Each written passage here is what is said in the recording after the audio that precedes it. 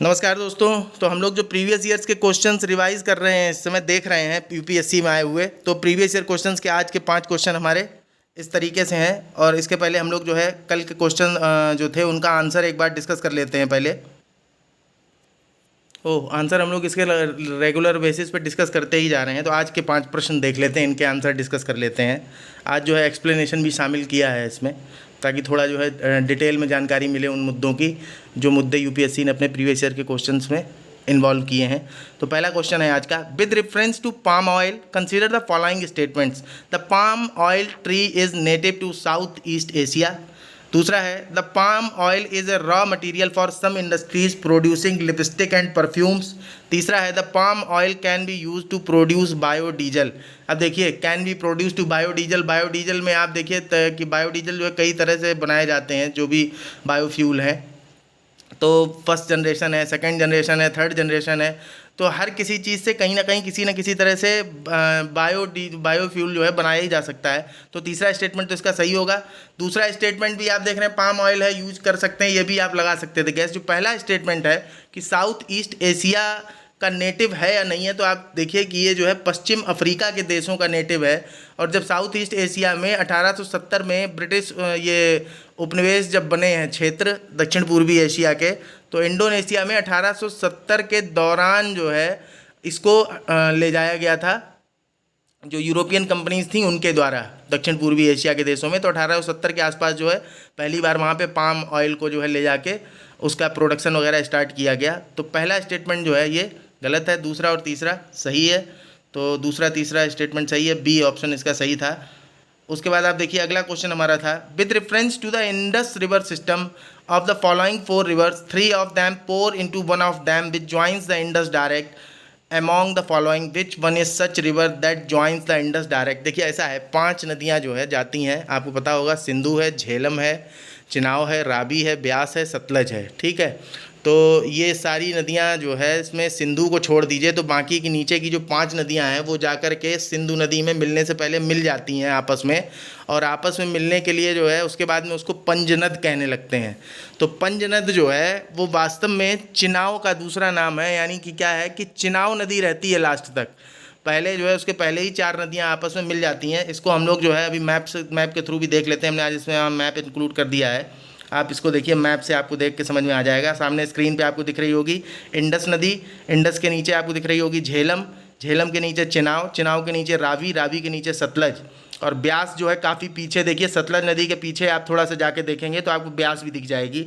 तो आप देख रहे होंगे कि ब्यास नदी जो है वो सतलज में पहले ही मिल जा रही है, रावी नदी जो है वो आगे जा कर के चिनाव में ही मिल रही है, और उसके बाद अब आप देख रहे होंगे कि आगे जो है चिनाव नदी ही और सतलज नदी, इन दोनों का जाकर के जो संगम होता है, उस संगम के बाद पंजनद बोल रहे हैं इसको। तो चिनाव नदी ही आगे इसको बोला जाता है। पंजनद जो है ये चिनाव नदी का ही एक तरीके से दूसरा नाम आप इसको कह सकते हैं।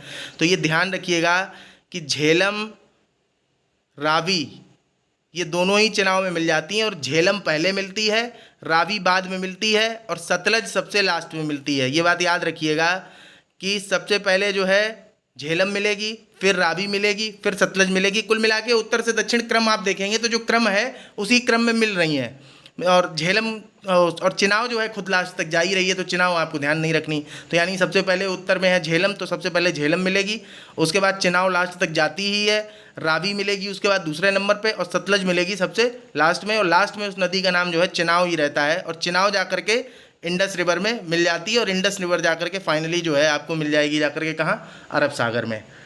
देख रहे होंगे आप कराची और हैदराबाद जो है पाकिस्तान का एक शहर है, ये हैदराबाद वहीं सिंधु नदी के किनारे ही पड़ता है, इंडस नदी के किनारे ही पड़ता है। ब्यास का ध्यान रखिएगा कि ब्यास जो है वो सतलज नदी में मिलती है और काफ़ी पहले ही मिल जाती है। आप देख रहे होंगे भारतीय क्षेत्र की सीमा के अंदर ही मिल रही है, बाकी की जो नदियाँ हैं वो पाकिस्तान के क्षेत्र के अंदर मिल रही हैं। इसको एनालिटिकली एक बार देख लीजिएगा पूरे मैप को, वीडियो पॉज करके आप लोग। उसके बाद आप देखेंगे तो ये 4 झीलों के बारे में पूछा है कि डिडवाना, कूचामन, सरगोल और खाटू ये क्या हैं। तो डिडवाना देखिए जो है कॉमन नोन झील है, सबको पता है कि राजस्थान में एक झील है। इसके अलावा जो ये कूचामन, सरगोल और खाटू जो पूछी थी, ये नदियाँ सामान्य प्रायः नहीं पढ़ने को मिलती है, झीलें नहीं मिलती हैं पढ़ने के लिए, लेकिन ये सारी झीलें जो है राजस्थान के नागौर ज़िले में ही स्थित हैं, और सारी ही लवड़ी झीलें हैं। तो आंसर था इसका 13वें का सैलाइन लेक्स। उसके बाद 14वां प्रश्न देख लीजिए आप, कंसीडर द फॉलोइंग रिवर्स। आज 23वां दिन है हम लोगों का प्रीवियस ईयर क्वेश्चंस देखते हुए। 14वां क्वेश्चन देख लीजिए आप, consider the following rivers, Brahmani, Nagavali, Suvarnarekha और वंशधारा, इनमें से कौन सी नदियां जो है ईस्टर्न घाट से उद्गमित होती हैं, ये बताना था। तो इसको आप एक बार देख लीजिए ज़रा। आंसर वैसे तो इसका जो है 2 और 4 है, मतलब कि जो नागलवली है और जो वंशधारा है ये दोनों निकलती हैं पूर्वी घाट से। सुवर्णरेखा नदी का आपको पता ही काफ़ी ऊपर से निकलती, महानदी के आसपास से, महानदी का पूर्वी घाट से कोई लेना देना नहीं है ना। और ब्राह्मणी नदी का भी, जो ब्रह्माणी नदी है उसके साथ भी ऐसा ही है। बाकी हम लोग एक बार ये भी देख लेते हैं कि और कौन कौन सी नदियाँ हैं जो पूर्वी घाट से निकलती हैं, ताकि आपको ध्यान रहे। तो पूर्वी घाट से निकलने वाली नदियाँ आप देख लीजिए, वैतरणी नदी है, ये जो है बुद्ध बालंगा नदी है, ऋषिकुल्या नदी है, वंशधारा नदी है, पालार नदी है, नागावली नदी है। तो ये देखिए नागावली और वंशधारा दोनों ऊपर दे रखी थी ऑप्शन में। चंपावती नदी है, गोस्थानी नदी है, शारदा नदी है। इसको लेके कंफ्यूज मत होइए कभी, हालांकि ये कंफ्यूजन वाला ऑप्शन तो देंगे नहीं, लेकिन ऑप्शन में अगर दें तो शारदा नदी भी पूर्वी घाट से निकलती है। ये शारदा अलग है जो हिमालय से नहीं, एक शारदा जो है आप देखते होंगे नेपाल के रीजन से निकल के आती है। सबरी नदी है, उसके बाद सिलेरू है, तामिलेरू है, तामिलेरू के बाद आप देखेंगे तो गुंडलकम्मा है, पेन्नैयारू है, स्वर्णमुखी है। स्वर्णमुखी को याद रखिएगा आप, है ना। सुवर्णरेखा नहीं है, जबकि स्वर्णमुखी जो है पूर्वी घाट से ही निकलती है। कुंदू रिवर है, वेल्लार रिवर है और पेन्ना रिवर है। तो इतनी नदियाँ, वीडियो पॉज करके एक बार आप जो है इनको रिवाइज भी कर सकते हैं कि पूर्वी घाट से निकलने वाली नदियाँ कौन सी हैं। देखिए नदियाँ जब पढ़ाई जाती हैं तो आपको पश्चिमी घाट की नदियाँ या फिर उत्तर भारत की नदियाँ और जो बड़ी बड़ी नदियाँ हैं गोदावरी, कृष्णा, कावेरी, उनकी सहायक नदियाँ जैसे घाट प्रवाह, माल प्रवाह और ये काफ़ी और भी बड़ी बड़ी नदियाँ हैं, इनके बारे में आपको बता दिया जाता है।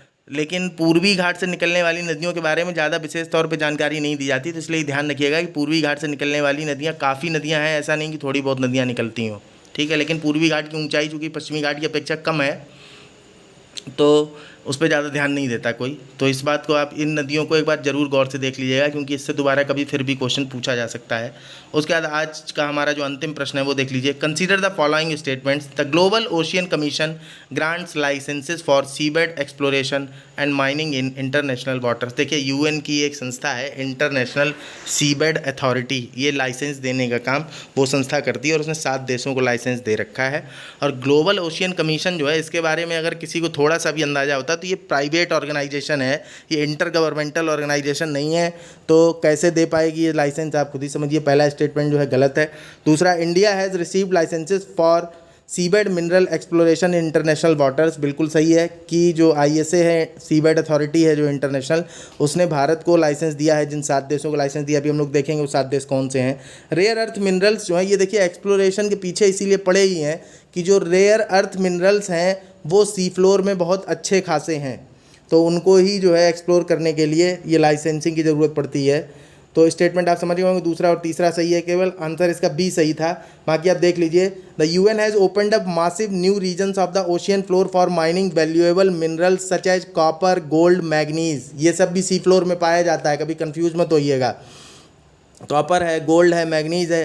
UN's International seabed Authority has issued 7 exploration licences to mining companies from India, UK, Germany, Brazil, Singapore और रशिया। तो कितने देश हैं आप देख रहे होंगे, 6 देश हैं और 7 कंपनियां हैं। तो ये ध्यान रखिएगा, इंडिया है, यूनाइटेड किंगडम है, जर्मनी है, ब्राज़ील है, मींस 2 देश तो यूरोप के हो गए, यूके और जर्मनी। ब्राज़ील हो गया साउथ अमेरिका से, और सिंगापुर हो गया कहाँ से, साउथ ईस्ट एशिया से। इंडिया भी हो गया साउथ एशिया से, और रशिया जो है वो भी एशिया से ही हो गए। तो रशिया से आप देख रहे होंगे कि 3 देश हैं, एक साउथ अमेरिका से और 2 जो है यूरोप से हैं। बाकी इसके बाद आप आगे देखेंगे कि रेयर अर्थ मिनरल्स के बारे में थोड़ा सा समझने के लिए डाला है दूसरा ये जो एक्सप्लेनेशन है। US companies increasingly seek to engage in seabed mining for minerals such as rare earth elements and cobalt that are critical to the broad US economy and used in the producing defence assets. इनका इस्तेमाल जो है रक्षा क्षेत्र के जो उपकरण हैं उन्हें बनाने में भी किया जाता है, रेयर अर्थ मिनरल्स का। और कोबाल्ट भी इनमें शामिल है, देखिएगा उसके बाद आगे आप देखेंगे the deep seabed contains 2 potential sources, 2 potential sources जो है उसमें है सीबेड में, सी फ्लोर में, ओशियन के फ्लोर में। और वो कौन कौन से हैं? एक तो पॉलीमेटेलिक नोड्यूल्स हैं which typically contain manganese, nickel, copper, cobalt and rare earth minerals. तो ये जो पॉलीमेटेलिक का मतलब ही यही है कि जिसमें कई सारे मेटल हैं, तो ये सारे मेटल ही हैं, manganese, nickel, copper, cobalt, rare earth minerals. और सी फ्लोर में हाइड्रोथर्मल बेंट्स हैं which pump out rare earth elements dissolve in their hot fluids. और जो हाइड्रोथर्मल बेंट्स हैं, दरारें हैं जिनमें से अंदर से लावा से निकलता है, उनमें भी जो है रेयर अर्थ मिनरल्स पाए जाते हैं। तो इस तरीके से ये हमारा जो है 5 क्वेश्चंस को आज हमने डिस्कस कर लिया। अब फर्दर हम लोग जो है एक्सप्लेनेशन के साथ ही जो है रिवीजन करेंगे प्रीवियस ईयर क्वेश्चंस का, लगातार कोशिश यही रहेगी। नमस्कार, धन्यवाद। वीडियो आपको पसंद आता हो तो अपने दोस्तों को रिकमेंड कर सकते हैं। बाकी आप अपनी खुद की कंसिस्टेंसी को बिल्कुल मत तोड़िएगा। ये 5 क्वेश्चन जो हम रिवाइज़ कर रहे हैं, धीरे धीरे करके हम लोग जो है पूरा रिवाइज़ कर ले जाएंगे। और आगे हम लोग जब अपने सब्जेक्ट्स पे रिवीजन करने पे आएंगे, सब्जेक्ट्स को लेकर के जब वीडियो बनाना स्टार्ट करेंगे, तो उस समय जो है काफ़ी आपको जो है मदद मिलेगी देखने में कि किस तरीके से क्वेश्चंस आ सकते हैं।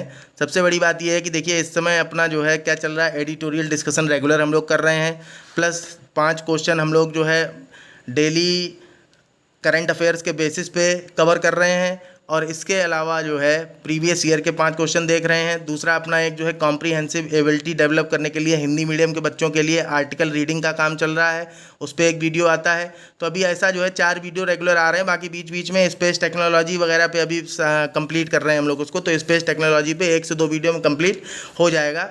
और आगे हम लोग फर्दर धीरे धीरे करके पूरा सिलेबस लास्ट तक प्रयास करेंगे कि अगले 1 साल के अंदर जो है उसको कवर कर ले जाएं। तो आप लगातार साथ बने रहिए।